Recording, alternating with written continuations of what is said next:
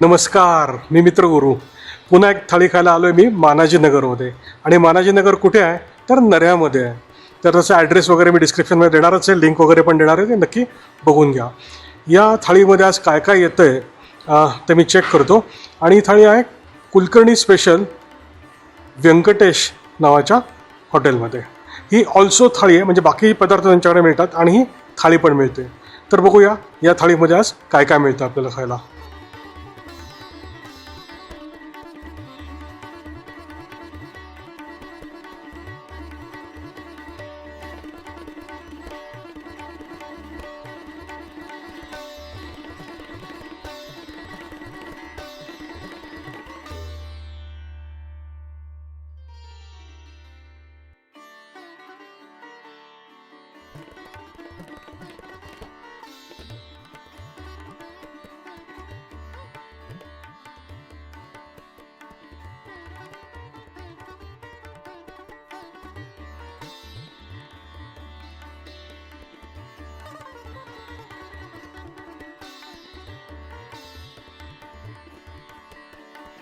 So नऱ्यामध्ये ही व्यंकटेश प्युअरवेजची थाळी आलेली आहे.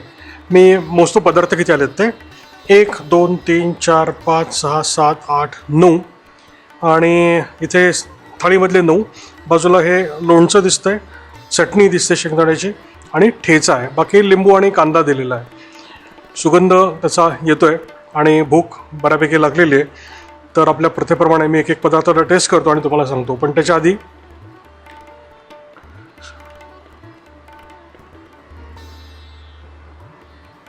चलो लेट स्टार्ट. एक एक पदार्थाची आता टेस्ट.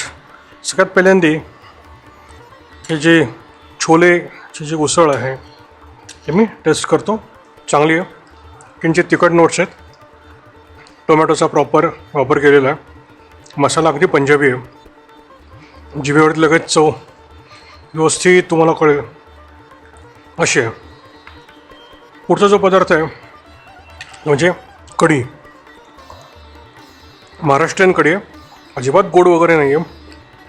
आणि त्यात टाकलेले जे छान छान पदार्थाची जी चव लागते, मेथ्या बेसिकली बारीकच्या त्याच्यात टेस्ट लागते. आणि जगास लसणाची बारीक हिंट आहे त्याच्यामध्ये आणि आल्याची किंचित एक हिंट आहे त्यामध्ये. So it's overall perfect typical Maharashtrian kadhi असं म्हणायला लागेल त्याला. पुढे हे वरण, रादर आमटी म्हणता याला. टोमॅटो आहे, परफेक्ट फोडणी बसलेली आहे. लसणाची किंचित हिंट त्याच्यामध्ये आहे. पुढे टेस्ट करतो ही कोशिंबीर.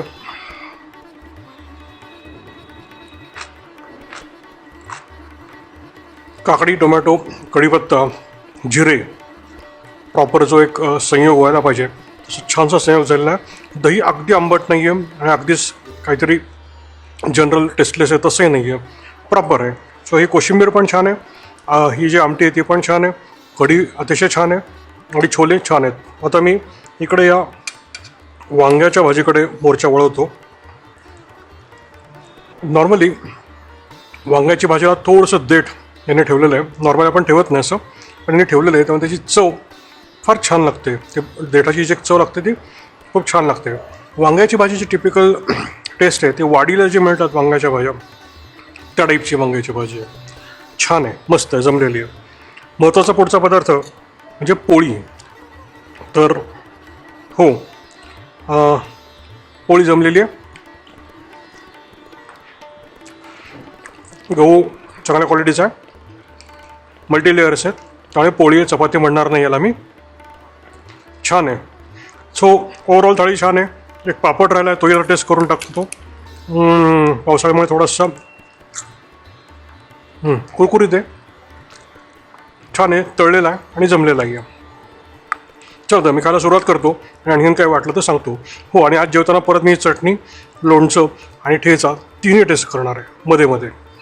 वांग्याच्या भाजीबद्दल सांगायचं म्हणजे ही हिरवी वांगी आहेत. या हिरव्या वांग्यांमध्ये खोबरं, कोथिंबीर आणि मिरच्या असं छानसं वाटण करून टाकलेलं आहे. त्यात एक्सेप्शनली छानसं वाली आहे. म्हणजे देठासकट वांगी आवडतात त्याला थोडंसं देठ त्यांनी ठेवलेलं आहे. मस्त छोल्यामध्ये मस्तपैकी कांदा, टमॅटो, गरम मसाला आणि छोल्याचा इटसेल्फ जो मसाला आहे तो किंचित तेलकट, झकास. तुम्ही घास खाल्ला एक 2-4 सेकंदानंतर जिभेवरती असं मस्तपैकी त्याचं एक सेन्सेशन येतं, किंचित झटका म्हणायला लागेल, झकास. मला आवडता कढीचा जो प्रकार आहे तो म्हणजे ही हळद टाकलेली कढी आहे, पांढरी कढी नाही आहे, ही गुजराती नाही आहे. प्रॉपर दही जेवढं आंबट असायला पाहिजे तेवढं, आणि ऑफसेट करायला एक किंचित साखर टाकायला लागते, तेवढीच टाकलेली आहे. जिऱ्याची फोडणी झकास आहे. कढीपत्ता आहे, आता कढी म्हणल्यावर कढीपत्ता पाहिजेच. मस्त मस्त टेस्ट आहे. आजकाल म्हणजे कळत नाही, जिथे जातो तिथे कढी मात्र भन्नाडच बनवली असते. ही पण कढी अशी ती भन्नाड बनवली आहे. ती भाताबरोबर खायला मला नक्की मजा येणार आहे. दाल तडका जो आहे तो किंचित पातळ झाला. करेक्ट वर्णन म्हणजे याचं खमंग वरण, खमंग आमटी या कॅटेगरीमध्ये करता येईल. अतिशय छान चव आहे. आतापर्यंत एका पदार्थाला कुठं असं मला हे वाटत नाही की काही सजेशन द्यावे की हे मॉडिफाय करा म्हणून. फार छान. गरम गरम पोळी आलेली आहे मस्त, आणि it's multi layer, so it's पोळी नॉट चपाती.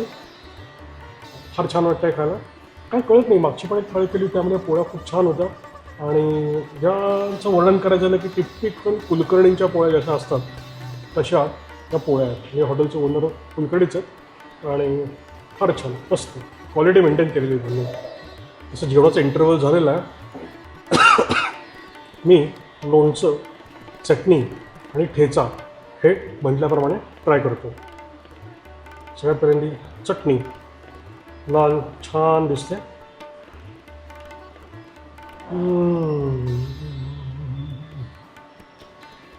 वाच नसले बंधूंच्या लाईन चोरे, नसले बंधूंची नाही आहे नक्कीच. झकास. वा वा वा. सोलापूरच्या शेंगदाण्याला जो काही तेलकट गोडवा असतो त्याची ही परफेक्ट चटणी आहे. अतिशय छान शेंगदाण्याची, अतिशय छान जमलेली प्रमाणात तिखटची चटणी. नेक्स्ट हे ट्राय करतो आहे लोणचं.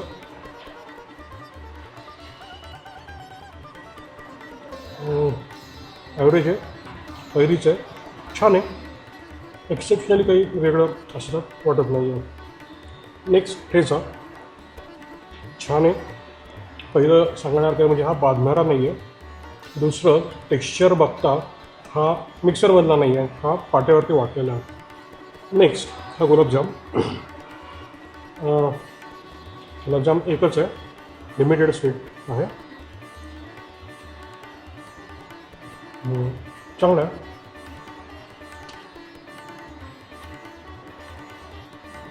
कमर्शियल गुलाबजाम जसं असतो तसा गुलाबजाम आहे. एक्सेप्शनली खूप काही वेगळं असं नाही आहे, छान आहे. अति गोड वगैरे असा काही प्रकार नाही आहे, मस्त आहे. अशा रीतीने ही मस्त थाळी संपलेली आहे, पूर्णतः संपलेली आहे. सगळे पदार्थ मला आवडलेले आहेत.